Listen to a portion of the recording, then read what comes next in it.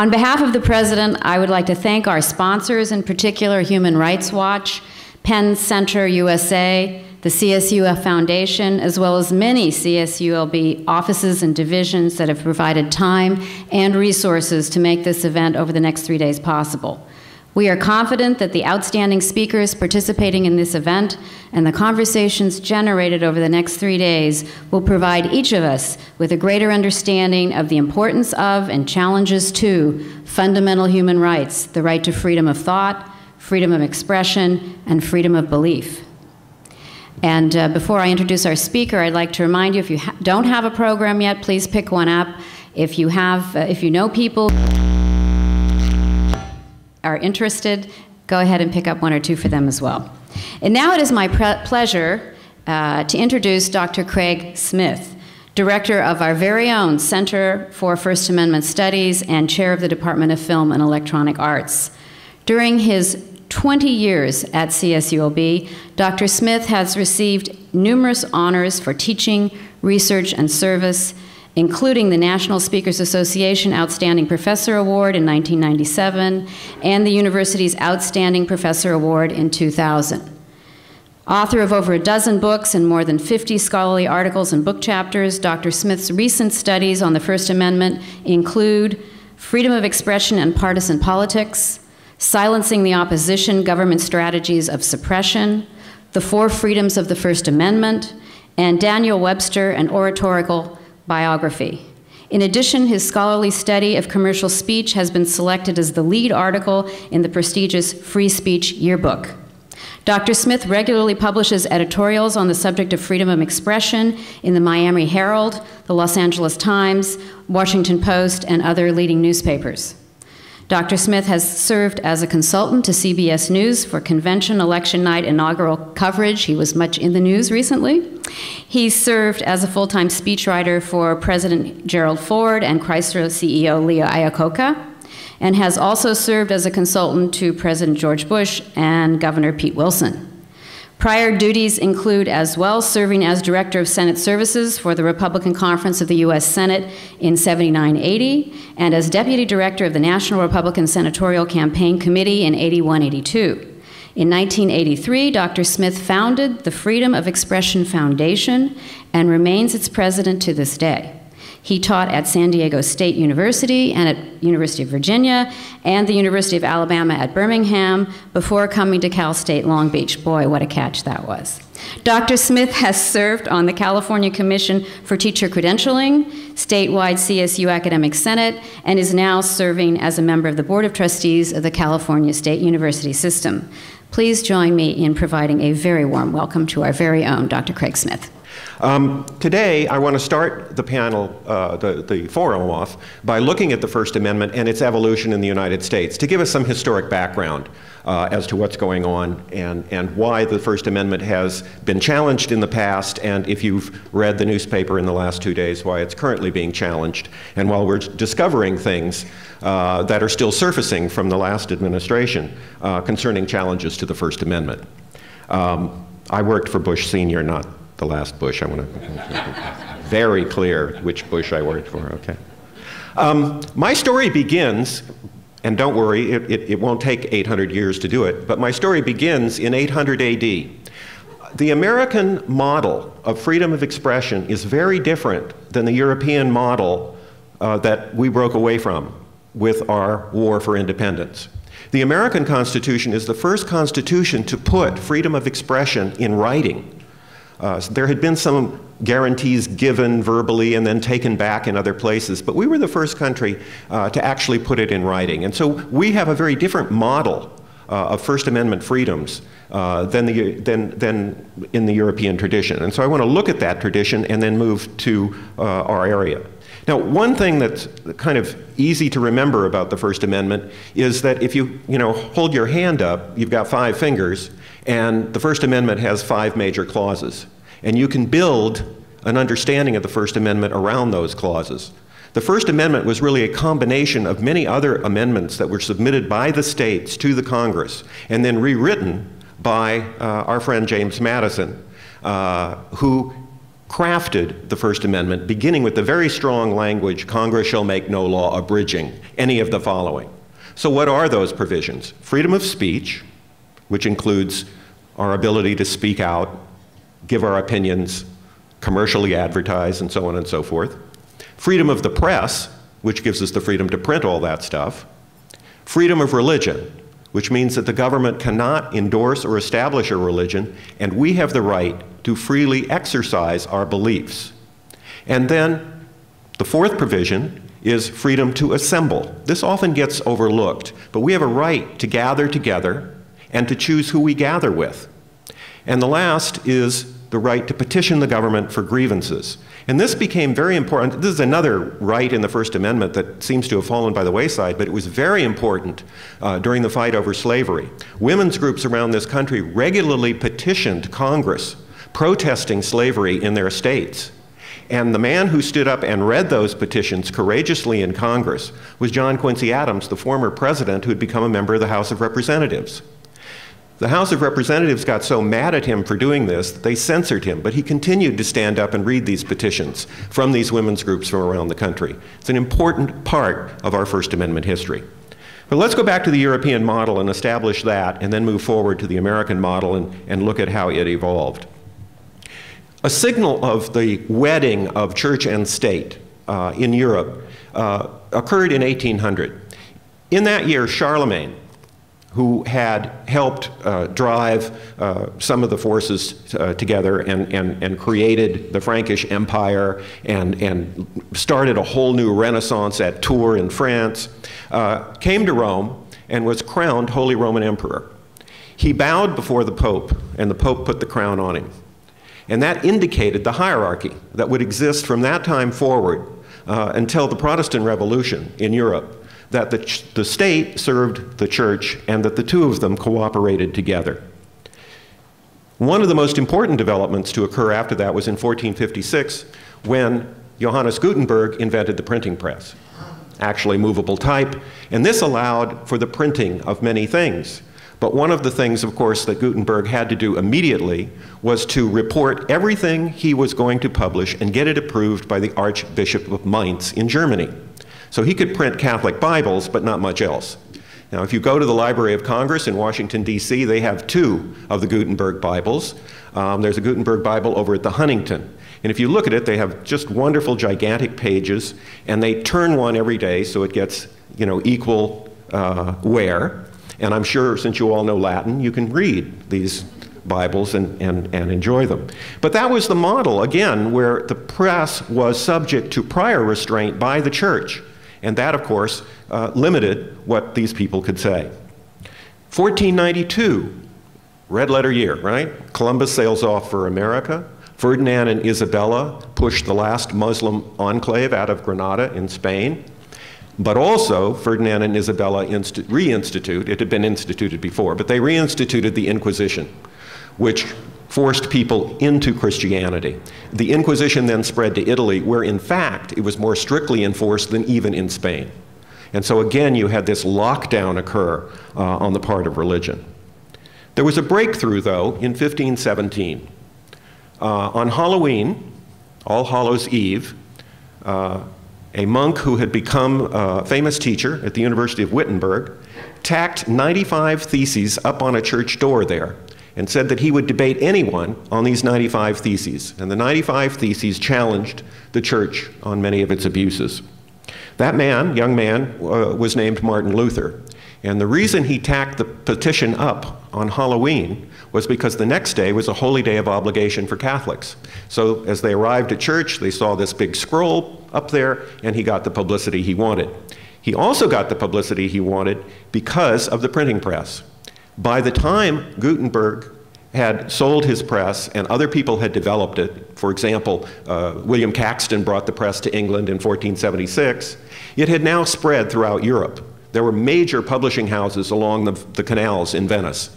And all of these that were interested in Luther's side of the debate published his 95 Theses. So the Protestant Reformation that others had tried to bring, men like Wycliffe and John Huss and Giordano Bruno, and had failed, succeeded with Luther because of the printing press. And that became noted by our founders, that when the press is free, ideas can be exchanged, a free marketplace can be created, and everyone functions better.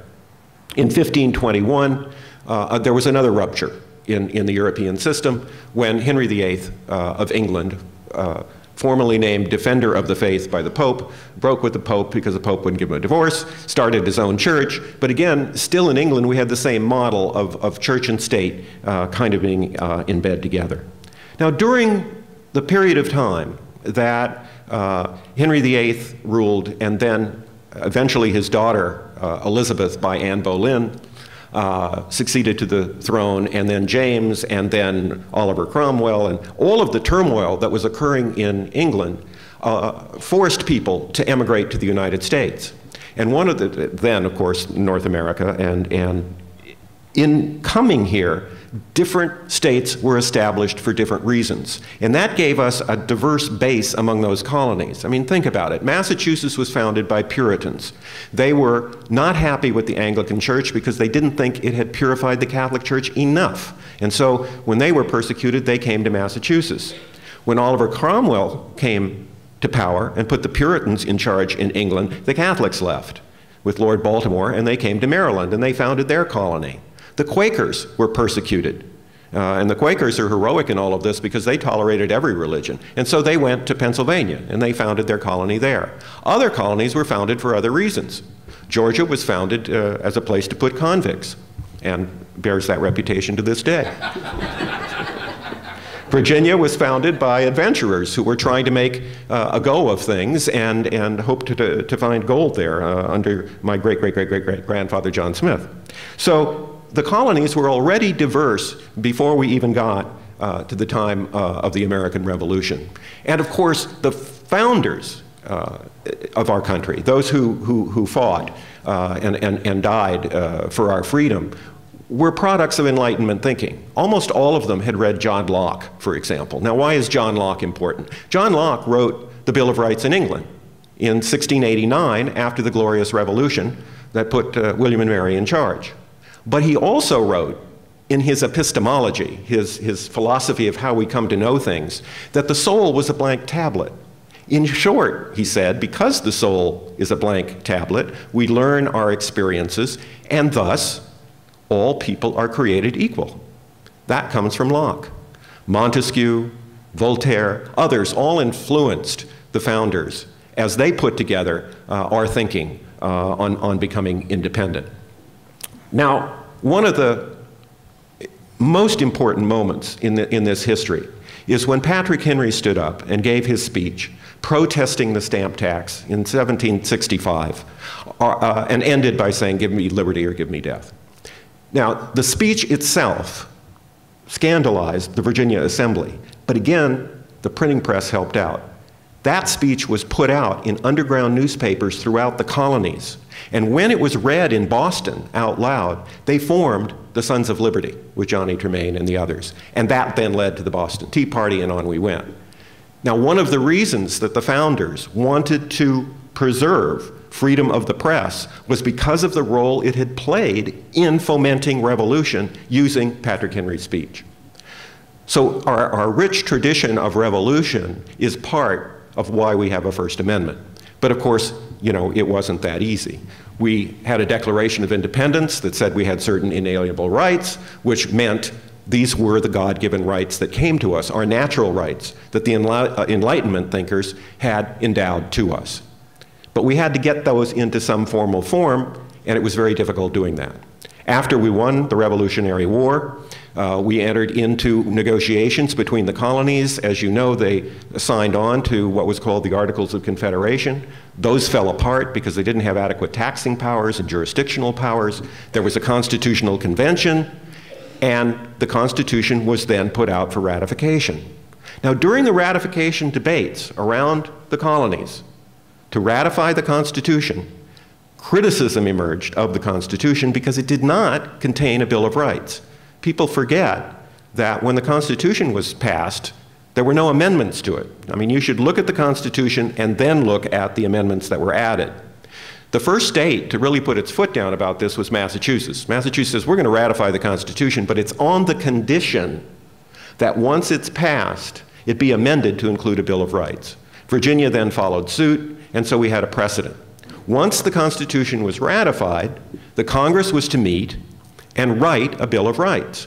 And they put James Madison in charge of this project. Well, Madison was getting nowhere. The Congress was dragging its feet on a Bill of Rights. The Federalist Party actually believed that a Bill of Rights was unnecessary. Their argument was the Constitution says Congress can only make laws about what we've enumerated in the Constitution. Therefore, they can't make laws about our rights, our freedom of the press, our freedom of speech. That's up to the states, and all the states have Bill of Rights, so why do we need it in the Constitution? Jefferson begged to differ and thought that we did need to guarantee our rights because he said, you know what, over time, the Supreme Court could reinterpret the Constitution and make it more flexible, and then they could begin to write laws that did affect our rights. He knew what he was talking about. 200 amendments came in from the states. Now, some of them were overlapping, some of them were on the same topic, and the House then charged James Madison and his committee, a writing committee, with consolidating those amendments into a Bill of Rights. Madison got it down to 26 amendments to the Constitution and sent it over to the Senate. The Senate narrowed it down further. They then met in conference committee and came up with 12 amendments to the Constitution. The first two were rejected. The first one was an amendment to the Constitution that said Congress can't give itself a raise in that session. They could give a raise to the newly elected Congress, but they couldn't give themselves a raise. Well, the people in the states thought that that was just housekeeping, and so they didn't approve it. The second one was another housekeeping. They didn't approve it. So the third amendment became the first, and that's what we know as the First Amendment to this day. But one of the great ironies of history was that the original First Amendment that Madison wrote about Congress remunerating itself had no time limit for ratification. And it was recently ratified and is part of the Constitution now. So James Madison wrote the first and the last amendments of the Constitution. So you live on, even from your grave, as you go through. The 12 amendments that were out there were debated throughout the colonies, and finally, when Virginia ratified on December 15, 1791, we had a Bill of Rights in the Constitution. And from that time forward, everybody thought, now we're protected. But a short 5 years later, in 1796, in John Adams' administration, things began to go awry. There were a number of causes for this. First, we got ourselves into a quasi-war with France. France had been taken over by the Directorate. The Directorate would eventually be taken over by Napoleon, and hostilities broke out, of course, between England and France, and the United States got caught in the middle. The French started commandeering American ships, and eventually, by 1798, had sunk 306 American ships. We were on the verge of war, there was an emergency, and the people who controlled the Senate and the House of Representatives decided that in order to protect national security, they needed to pull back on First Amendment rights. They passed a Naturalization Act that said it would take longer to get citizenship because they felt that the immigrants coming into the country were signing into the Democratic Republican Party, and they didn't like that. They passed a law that said the Attorney General of the United States could kick any immigrant out of the country if he deemed that person a threat. They said that nobody could negotiate on behalf of the United States unless authorized by the President, the Logan Act, which is still in effect to this day, believe it or not. They said that sedition would be a crime. Sedition means criticism of the government. Now, when these laws, these very controversial laws, which clearly restricted the First Amendment, were being debated in the Congress, in the House, fistfights broke out. There was a strong minority opposed to passing these, but they eventually got through by 3 votes in the House and a few more in the Senate, and John Adams, and Professor McCullough, my apologies, but John Adams gleefully signed these into the law. He was happy to put cartoonists that made fun of him in jail, and we entered into an era called the Alien and Sedition Crises, from 1798 to 1800. A congressman was put in jail for criticizing from the floor of the House of Representatives. He gave a critical speech of John Adams and was jailed for it. He won re-election from his jail cell and eventually was released. Editors of newspapers that were critical of the president and Federalist policies were put in jail. It was a sad time that, you know, just a few years after we'd put a Bill of Rights in place, there were challenges to freedom of expression on the part of the controlling party in power in Washington, D.C. In the election of 1800, this became an issue, and Thomas Jefferson eventually won that election. It went to the House, and the House finally threw his support to Jefferson. And Jefferson, in his inaugural address on March 4th, the inaugurals were on March 4th through 1933, on March 4th, 1801, announced that he was suspending the Alien and Sedition laws, and that we were all Republicans and we were all Federalists in one country, united for our rights. And so our First Amendment rights were reestablished by Jefferson, and we moved forward through time. That set a precedent, however, that the Senate and the House hopefully would remember that when we have a national security crisis, like a quasi-war with France, we need to be careful that our rights might be restricted. The next challenge to the First Amendment came under the presidency of Andrew Jackson. There were abolitionist newspapers that were sending their tracts, their newspapers, into the South, saying that slavery was an awful thing and that slaves should be emancipated. This led to riots in certain southern towns, and southern states asked the president to bar newspapers from being allowed to be mailed into the southern states. The Congress overruled the president. The president overruled the Congress by saying, my postmaster general will not deliver these papers into the South. And so we faced that crisis until Andrew Jackson left the presidency. A larger crisis occurred under the administration of Abraham Lincoln, of course. Again, there was a crisis, a civil war, and Lincoln suspended habeas corpus during the war in certain places and war zones in order to protect national security. Lincoln's highest priority was to preserve the Constitution, and some people felt that he took unconstitutional measures in order to do it. There were two cases that went to the Supreme Court in this regard. The first case was heard by Chief Justice Taney without the rest of the court being there. They refused to convene to hear the case. This was the ex parte Milligan case, and in this case, a man had been arrested for criticizing the president and his policies in Indiana. He had been incarcerated under martial law and held in detention. He could not be released. He was held throughout the war and then eventually released. Another case then came up. A man named Merriman out of Maryland had been incarcerated. The war ended before his case reached the Supreme Court. So we had moved back to a period of stability when the court announced its decision. The decision was read by Justice David Davis, who had been a partner of Lincoln's. And he announced in Milligan, April 1866. And I think this is an important passage from the Supreme Court, particularly relevant in today's time. During the late wicked rebellion, the temper of the times did not allow that calmness in deliberation and discussion so necessary to correct a conclusion of purely judicial questions. Then considerations of safety were mingled with the exercise of power, and feelings and interests prevailed, which are happily terminated.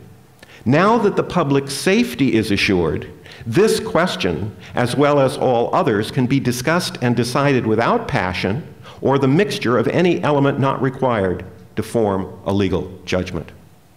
The Constitution of the United States is a law for rulers and people, equally in war and in peace, and covers the shield of its protection all classes of men at all times and under all circumstances. One of the plainest constitutional provisions was infringed when Milligan was tried by a court not ordained and established by Congress and not composed of judges. Another guarantee of freedom was broken when Milligan was denied a trial by jury.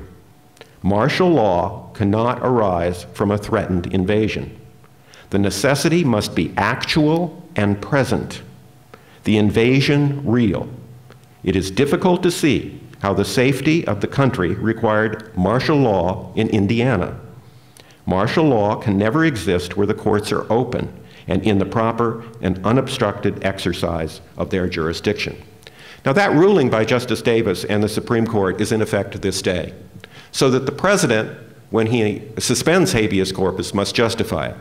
A close reading of the Constitution is crucial here, and Justice Davis gave it a close reading. The Constitution says that the rights and privileges of the Constitution extend to every citizen of the United States and any person in the United States. So you do not have to be a citizen to get our rights if you're on our soil. So if you're not on our soil and you're not a citizen, then they can get you. And we know how that works. So the crisis during the Civil War was overcome in 1866 by the Supreme Court decision, and we move forward through time.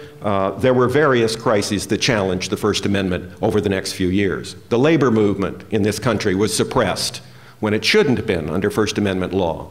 People had to report if they were joining a union, which was later declared illegal by the Supreme Court. You can belong to a union without telling your employer, because your employer can retaliate against you if they know you belong to a certain union. You can belong in the South. Membership in the NAACP was protected by the Supreme Court because people would find out that their employees were members of the NAACP and then they would fire them. And so our right to assembly became protected, mainly coming out of these cases involving the unions. One of the more interesting affronts on the First Amendment occurred under another president that we think of as someone who would have protected civil liberties, Woodrow Wilson, progressive Democrat, brought progressivism into the White House. But along came a war, World War I. And during that time, there was a suppression of freedom of expression. Woodrow Wilson reinstituted the Alien and Sedition laws, keeping immigrants out, deporting immigrants, and suppressing any sedition that was critical of his government. Of even more interest, and people often forget this, was the suffragist movement. Women were fighting to get the vote. By this time, black men had the vote, white men had the vote, citizens had the vote if they weren't female, but women weren't allowed to vote. And this was reaching a peak during the World War I era. A group of suffragists chained themselves to the White House fence. The President of the United States had them removed, put them in jail, refused to feed them, and then, when he was criticized for that, he force-fed them. They were treated as if they were terrorists. And these were merely women who were in a static protest in favor of suffrage.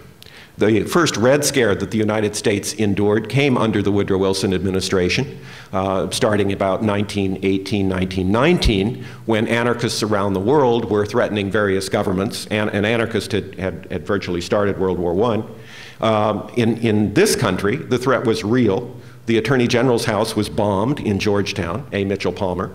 And so 5,000 people across the United States were incarcerated and held and slowly tried one at a time. The leader of the Socialist Party, Eugene Debs, was put in jail.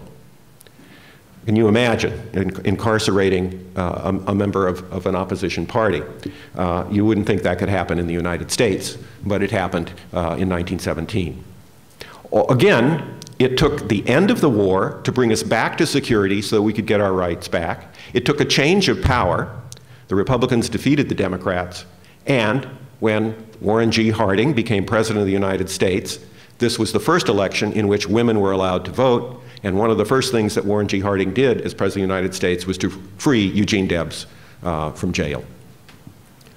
In the 20th century, rights have regularly been infringed by presidents when they've been threatened by war. Franklin Roosevelt, beloved as he is, found that radio stations and television stations, which were just beginning at the time, that were critical of the New Deal, could have their licenses denied, and their licenses turned over to people who were friendly to the Roosevelt administration.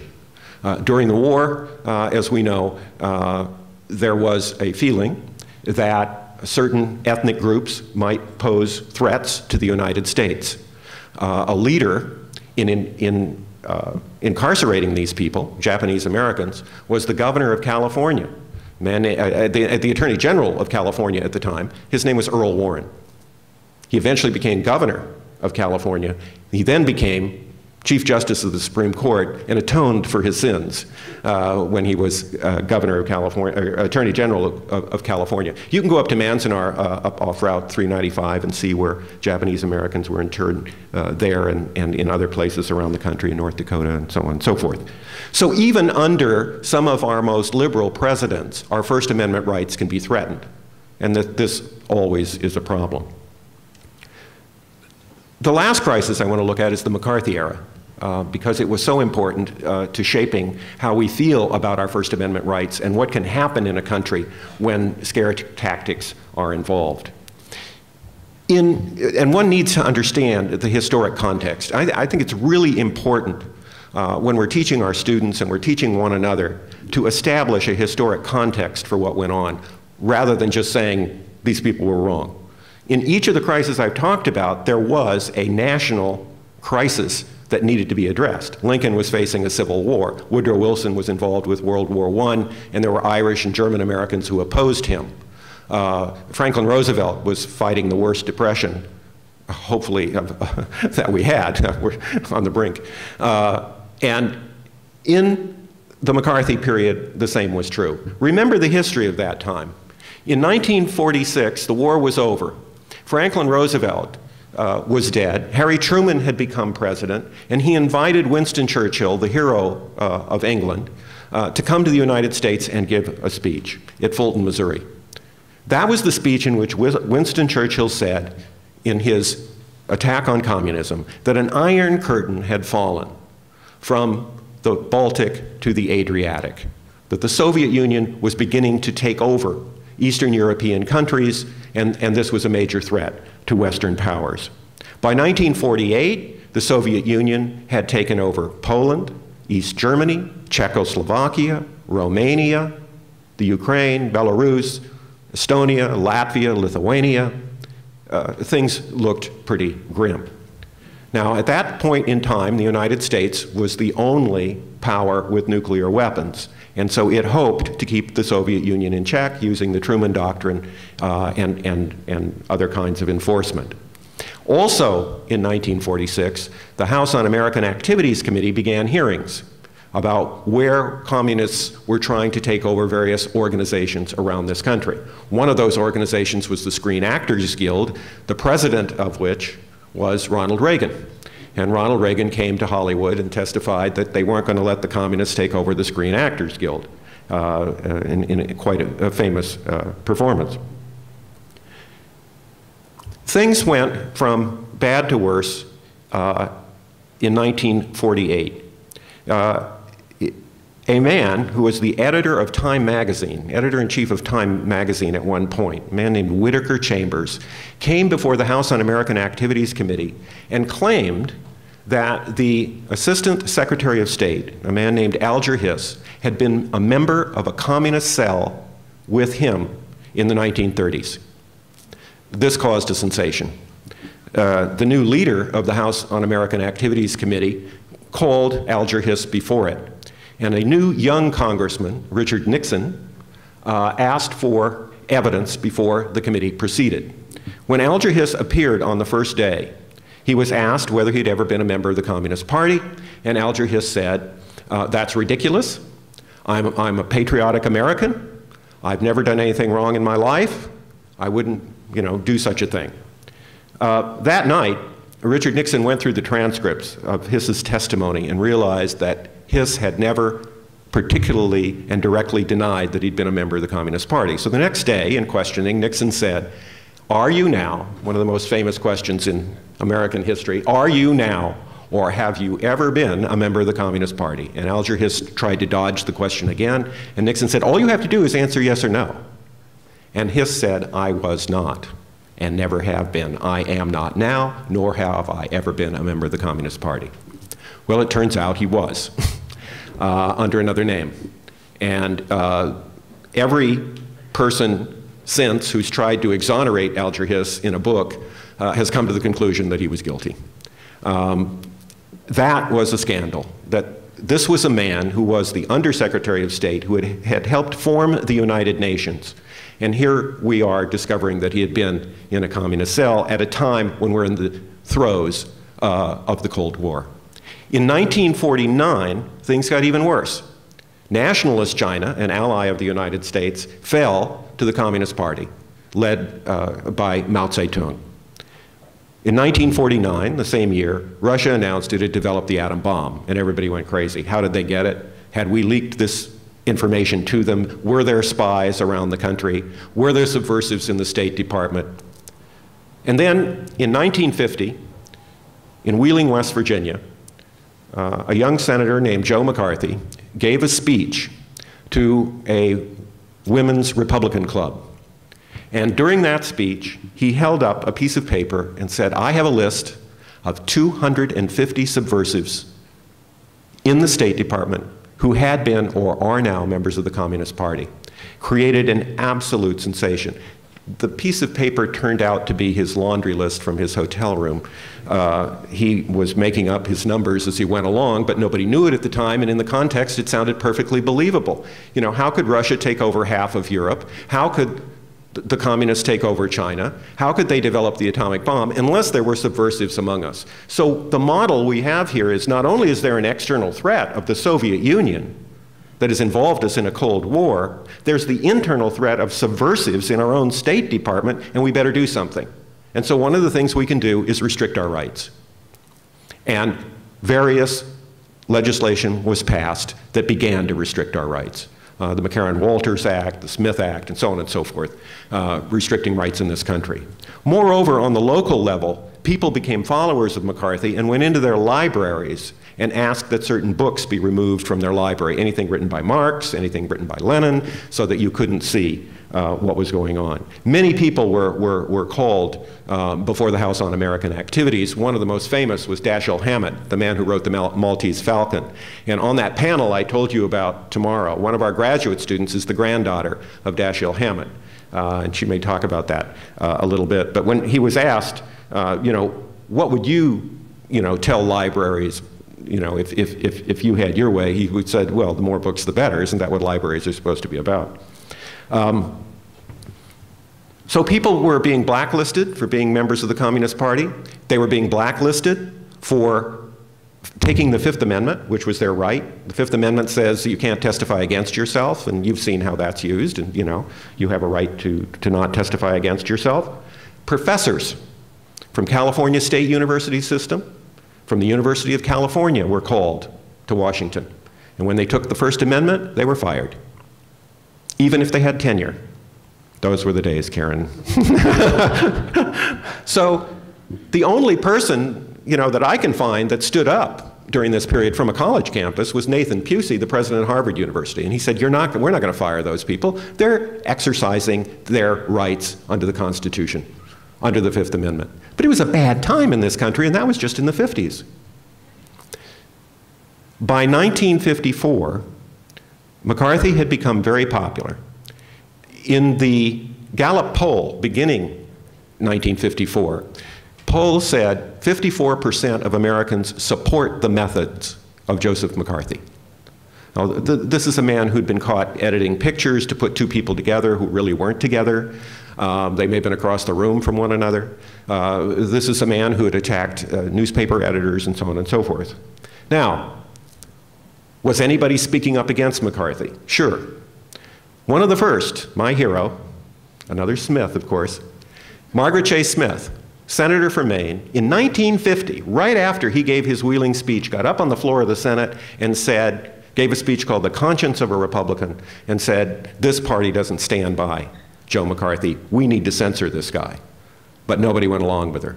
Henry Luce, Republican, publisher of Time Life Enterprises, attacked Joe McCarthy, but not much happened.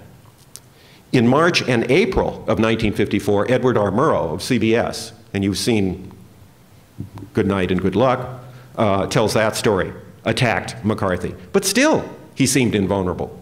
McCarthy was done in by his own megalomania. He said that there were subversives in the army, and he wanted to have a hearing to prove it. And so the Army McCarthy hearings began in the summer of 1954. And things were going pretty well for McCarthy. He was getting a lot of publicity. These were broadcast every day. You could see it on television. I remember coming home from school as a tiny little boy and watching this. And there you got to see all of this going on.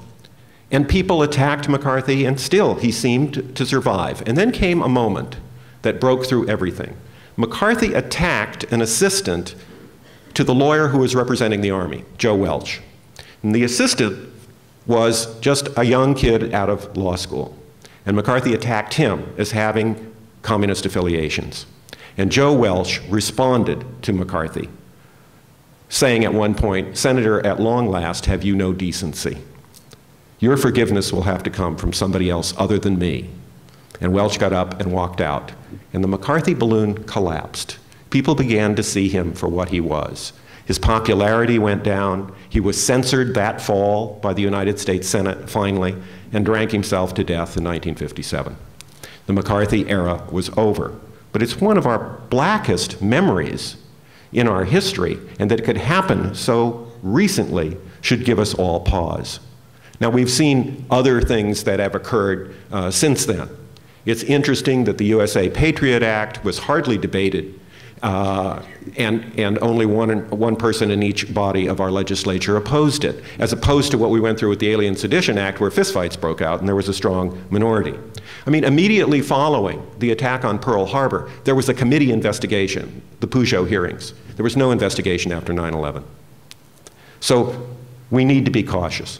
What is kind of the bottom line in all of this? The bottom line is, when we have a national security threat, our First Amendment rights are in severe danger, and we need to protect them.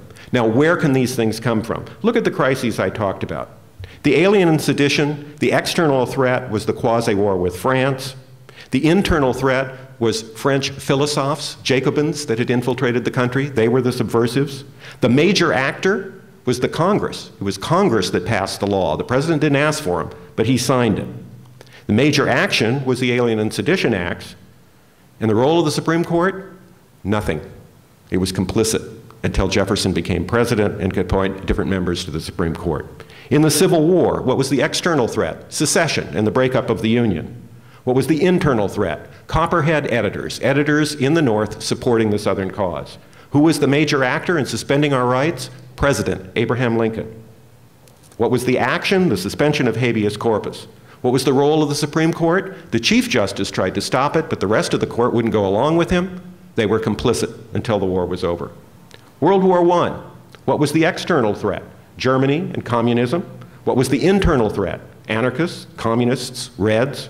Who was the major actor? The president, Woodrow Wilson, passed the legislation, the Espionage Act, the Alien Sedition Act, arrests across the country. What was the role of the Supreme Court? Once the war was over, they then took the cases up and issued the Schenck and Abrams decisions, one in which they upheld the president and the other in which they did not. The McCarthy era, what was the external threat? The Soviet Union. What was the internal threat? Subversives, communists, pinks, all of those things. Major actor? Congress passing these laws and the president signing them, President Eisenhower. The major action, you can look it up, the McCarran-Walters Act, the Smith Act, you can look at blacklisting that occurred in Hollywood. And then what happened? During the crisis, Eugene Dennis, the secretary of the Communist Party, was put in jail for advocating the violent overthrow of the United States. Now remember that the founders had advocated the violent revolution and overthrow of the governor.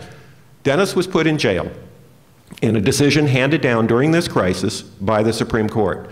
Once McCarthy was dead, they took another case up, the Yates case, another leader of the Communist Party who advocated violent overthrow, and they found in his favor and said that speech advocating the violent overthrow of the government was legal in the United States as long as it was not an incitement to violent action. So during the crisis, the Supreme Court supported the restriction on our rights. Once the crisis was over, they gave us our freedoms back. So as we look at this history and evolution of the First Amendment, we should realize that our precious rights, these 5 rights in the First Amendment, are not secure, and that when there is an external threat, we can have those rights taken away.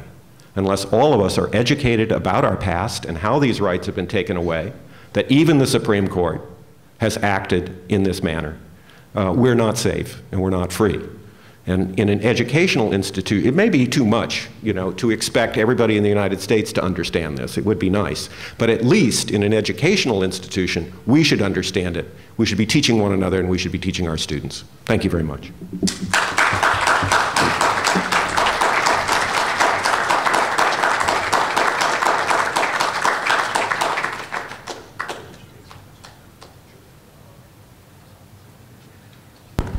If you have some questions, Dr. Smith has agreed to answer them. Or attempt to answer them, at least. Attempt to answer them. I'm not a lawyer, so I'll give you the right answer. Hello, Craig. Hello, James. On Sunday, the LA Times had a provocative article about FBI informants going to mosques, recording not only the imam's words, but going to homes, hours, and I thought it was almost hundreds of hours of tapes. How is this another example of a crisis mentality? You know, American Muslims are feeling threatened to go to their own mosque. How do we stay vigilant, especially if it's a tradition perhaps that we've been bombarded with negative images, to stand up and say this would be wrong for any other religion in the United States? How are we allowing this?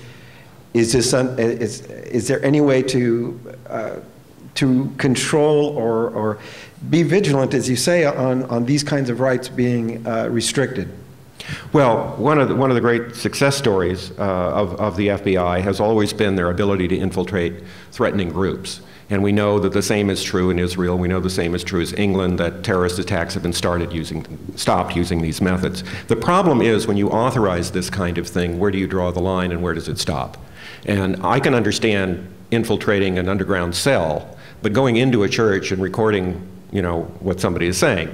Now, if the imam or the Reverend Wright wants to put themselves on television and we all see it, that's a different matter. But I think we do have to be vigilant and we have to be careful. I mean, we now know that Ronald Reagan was an informant for the FBI during his term as head of the Screen Actors Guild. That didn't come out until after his presidency. So, you know, the long arm of the law is something that we have to be very careful about. And it's our privacy as well as our religious rights. Dr. Smith, congratulations on your model holding up over all these years, external threats versus our rights going out the window. I just want to know if you're aware of any current processes or movements within government to address the chilling effect of the Patriot Act on free speech. Well, yes. That's been going on since the Patriot Act was passed. The ACLU is working on it. Speakers here will be talking about that. I think Erwin Chemerinsky at 2 o'clock may be talking about that. He's the new dean of the law school at UC Irvine. I remember Erwin when he was a college debater and I was a debate coach, so I'm going to show up and give him a hard time. But it's come from citizens. It hasn't come from the government itself.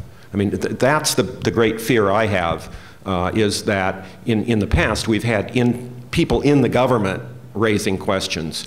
That's much less so now.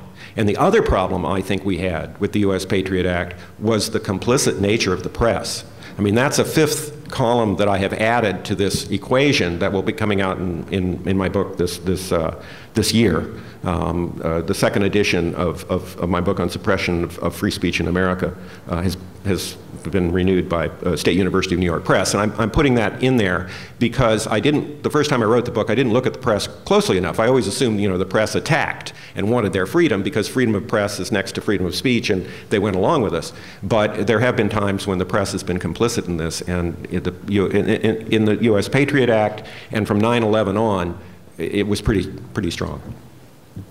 Hi, I was recently an exchange student in Sweden, and I wasn't aware of this until I was in Sweden, that there's a CIVIS subsection of the Patriot Act, and I was reading about privacy in a course, And I found that as an exchange student, your records and your privacy is gone because you're most likely to be terrorist or subversive or espionage-related, involved with espionage-related activity.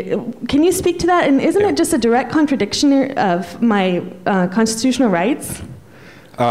It's a close call in that. The fact of the matter is they have succeeded in obtaining records and private matters of people who have made calls overseas, let alone traveled overseas, in the name of national security. Now, there have been some things that were struck down. They said that a United States citizen on United States soil could be incarcerated and held without habeas corpus rights, and the court struck that down. There were several things that John Ashcroft came up with that then got struck down. They have narrowed it, but that one remains on the books. If you travel abroad, don't have anything bad in a file somewhere in your house. Any other questions? Hi, I'm wondering how one tells the difference between speech advocating the violent overthrow of the United States government that doesn't incite violence versus that incites violence. Okay. The quick answer is, in 1969, the Supreme Court handed down a decision called Brandenburg versus Ohio. Read that decision, Brandenburg versus Ohio, 1969, because they spell out the difference very clearly. The threat has to be imminent, okay? If I said, okay, everybody, let's go over and burn down President Alexander's house. He's in Washington, so we can get in there and we can burn it. That's an imminent threat. Secondly, it has to be capable of happening. Are we capable of going over there and burning down his house, even in the rain? Maybe we are, maybe we aren't. The court would have to look at that. And then, you have to direct. Since I've directed it at President Alexander, I've directed it at an individual or a group, and that qualifies. So those are the main things, that you have the power to do it, it's not fictional, that it's an imminent threat and you mean it, and it's directed at a specific group. But if I say in general, whenever you get the opportunity, we should try to overthrow the government of the United States because it's bad, I'm advocating anarchy, that's not incitement to riot. So the Brandenburg decision, 1969, is the one you want to look at. Anyone else?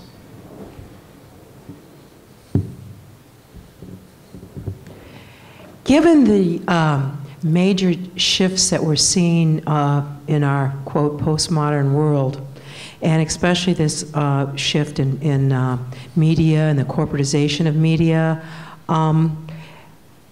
this whole idea of free press, is there, I think if you could comment on what, do you think that we're going to be able to continue in the basic ideas that we have, or given all that deregulation and what's happening, is there going to be a major shift in the paradigm? We are in an evolutionary stage when it comes to the media. The first phase of this was corporate takeover of the networks and cable stations. The networks used to be entities unto themselves. NBC was taken over by RCA, was taken over by GE, and now it has to make a profit. CBS was taken over by Viacom. ABC was taken over by Disney. And so they're less independent, and that's a problem. And that's the first part of this evolution, this conglomeration of things coming together. And by the way, there's a paper on this on our website that you can look up at the center that talks directly to this issue of corporate conglomeration. The second thing that's happening is the real independent voices are on the internet. You have bloggers that are discovering things that newspapers aren't discovering anymore because their reporting group has been cut back to economically survive. The third thing we need to look at is that newspapers are dying in this country, and it's very sad. I mean, the Rocky Mountain News went under, the Chicago Tribune has gone into bankruptcy, and it's owned by another corporation. And this morning, the Los Angeles Times announced that it is cutting one more section out of the paper, so it's getting, almost as thin as the Long Beach Press-Telegram, and that's about as thin as you can get.